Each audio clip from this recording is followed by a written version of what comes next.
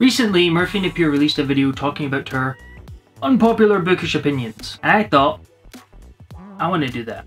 So today we're looking at the unpopular bookish opinions tag. So it's spicy opinions time. The first prompt is a popular book or series that you didn't enjoy. We're starting with a heavy hitter because mine is Song of Achilles by Madeline Miller. I know, I'm sorry. I know.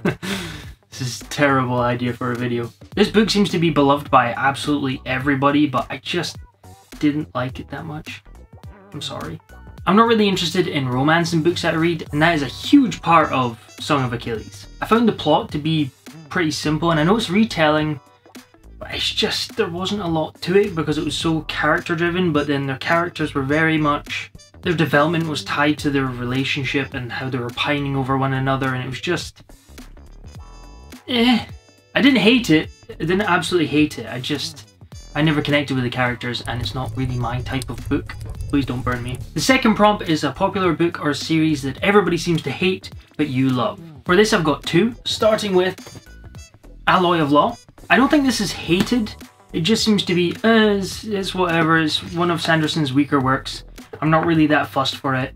But personally, I loved Alloy of Law. It's a very short book with 330 pages, but it's sort of like its own encapsulated adventure that sets up this second era of Mistborn. And because it's so short, it's not particularly fleshed out like you would expect a Sanderson book to be, but I just really enjoyed this fun short little adventure.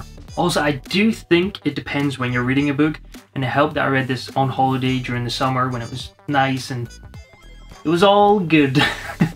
So I feel like that should be the wee caveat in with it. It's just, you know, I read it at a good time as well. I really love where the world building takes Era 2 and the the advancements in the magic system. And Wax and Wayne are great characters.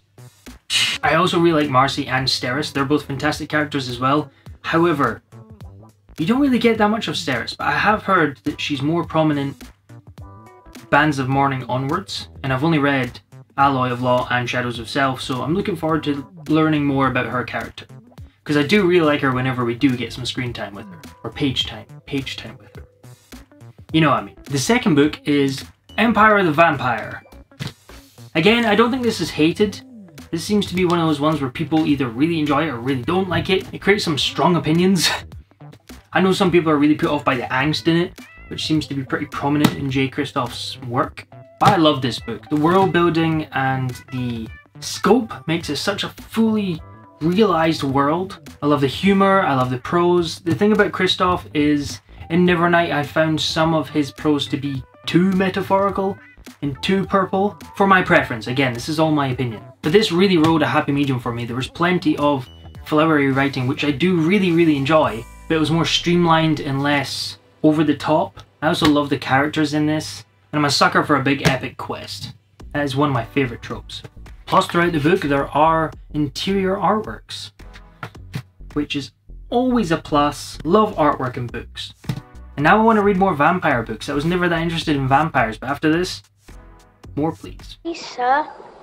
I want some more. What? And hopefully sequel come this year. Prompt number 3 is a love triangle where the person ended up with the person you didn't want them to end up with. Again, I don't really read many romance-orientated fantasy books. I can't even think of a love triangle at the top of my head right now.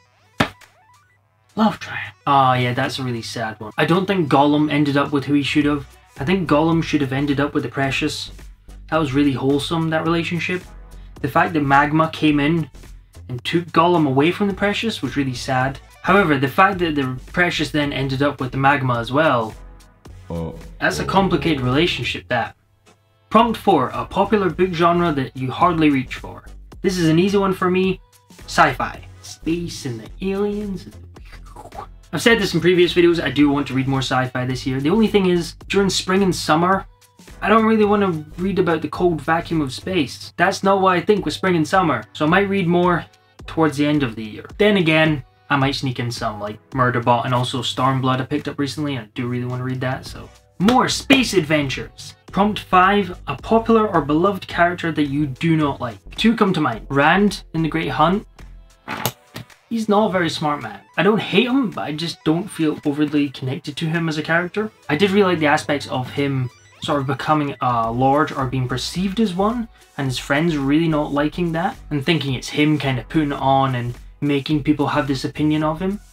That was really interesting, but oh boy, he's not very smart. There was a lot of the book he was just running around not knowing what was going on, and it could get a little frustrating. The other character was Harry Dresden. This might be a little unfair to include on the list because I have only read Stormfront, so I need to continue with the Dresden Files, and I have heard it gets better and better, and he gets more interesting as a character. The all the women are looking at me type thing. No, Harry, they're not, or at least not for the reasons he thinks. But I do feel we don't actually get a lot of him as a character in that first book. We kind of get hints of his backstory, but it's just mainly this mystery plot, so I do think he could become a more interesting character when we learn more about his past and why he is the way he is. And I have heard he is a much more interesting character in future books. So I'll get to them eventually, it's on the list. Instead of jumping to prompt 6, we're going to do a 5.5 like Murphy did and talk about unpopular characters that I do like. And for this, we're going back to my boy, Tom Bombadil. This is a pro Tom Bombadil channel. I'm not taking any hate for this. He's great. I just have this image of Tolkien writing in this weird, crazy guy that wears multicolored clothes and just walks about singing songs about how he's a god. Come on. That's great. So much so, I do have a reference to him in my book. If someone can find it and screenshot it or circle it and send it to me on Instagram or somewhere and tag me, that'd be really funny. Sticking with the Lord of the Rings, I also think that Frodo gets way too much of a hard time. Of course, Samwise is the best character ever. He's just the best. But Frodo gets way too much hate. You hear a lot that he's whiny and he's, you know, he failed at the end. He's a hobbit. He's carrying this magical instrument that tears people up from the inside. I mean, look what happened to the last one. I think he did really well to get to where he got to.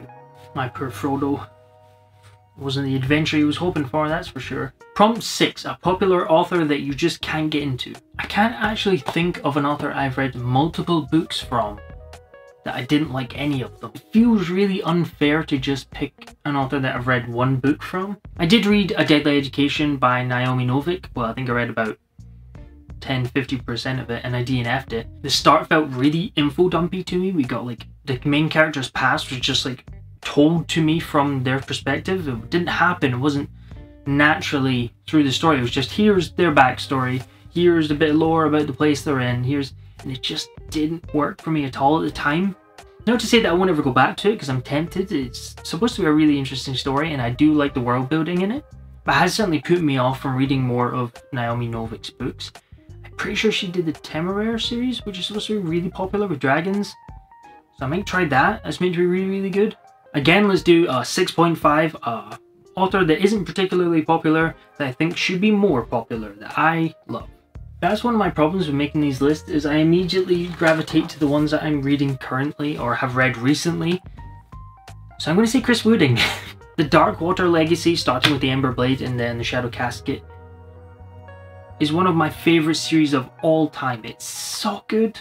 And not enough people have read it. Not nearly enough. This needs to be up beside Brandon Sanderson in sales because it's just that good. This is a modernised classic fantasy book and it's amazing. If you like Lord of the Rings, Darkwater Legacy, Ember Blade, read it. So good. Prompt 7, a popular book trope that you're tired of seeing. Love triangles. Gollum deserved to end up with a Precious. He did. I don't think this has a name, or at least I can't think of it, but just killing a character within the first 3 chapters of a book just to have them as the inciting incident, or to throw the character into the second half of the book and give them reason to go on this adventure. Now, I'm not talking about the mentor dying, like you get in the usual hero's journey narrative structure, so like your Gandalf and such. I'm not talking about that. I'm not talking about when a village is attacked and loads of people are dying and then the main character is swooped out on an adventure. That's fine. I have an example in my head, but I don't want to tell you because it's a spoiler. But I read a book recently where a family member of this character just died very early in the book, and it was part of the spark that ignited them to go away on this epic journey, but we never really dealt with it again. and they didn't seem to care that much. It just felt like it was there to move them on. This can be done well. There is examples I can think of where a character dies really early on in a series or a book, and it prompts the main character into the second half and adds to their character development. But I think that's the difference. If it adds to their character development and it's not just done and dusted and left in the past, then say okay. It's when it's done and dusted and left in the past and then they just move on like, ah, whatever, that happened, now we're now going on this epic adventure. Don't like it. No. There are tropes I'm not fussed for, but there's always examples of it being done well and that I enjoyed. So I don't want to say never, I don't like these tropes ever.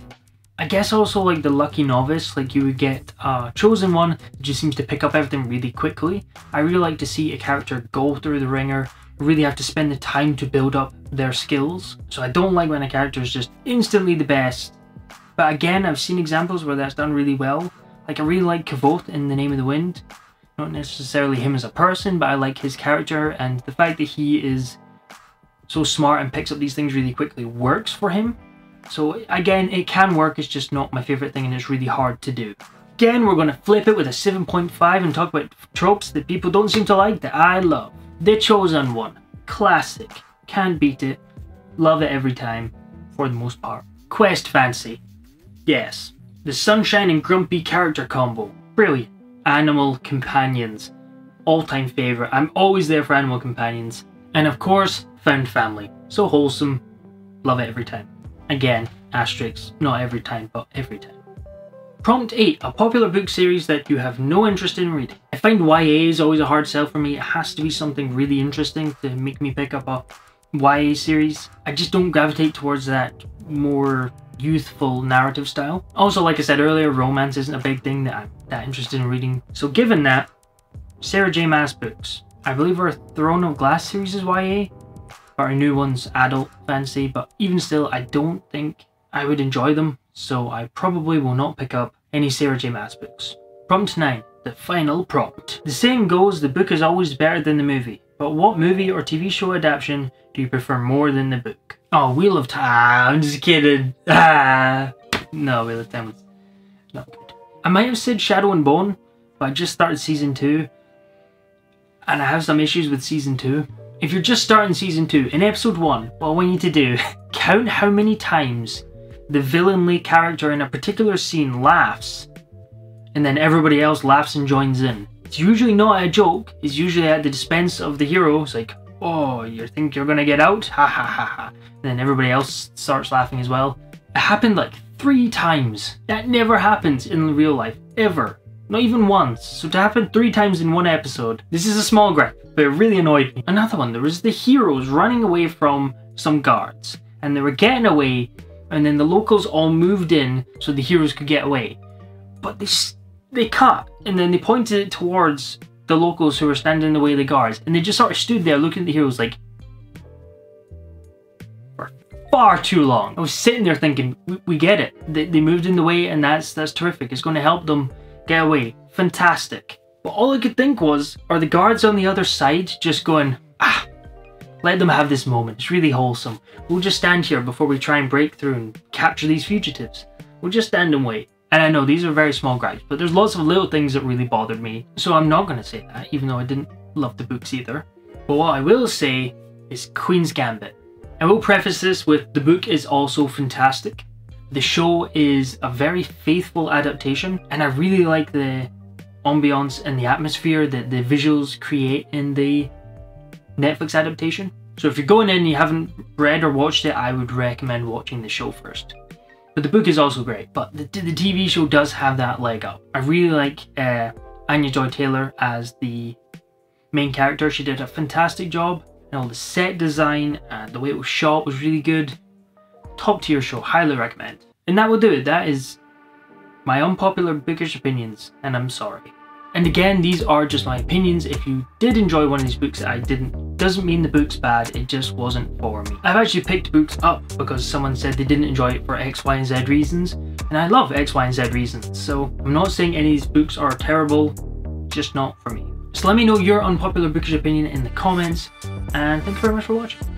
Outro.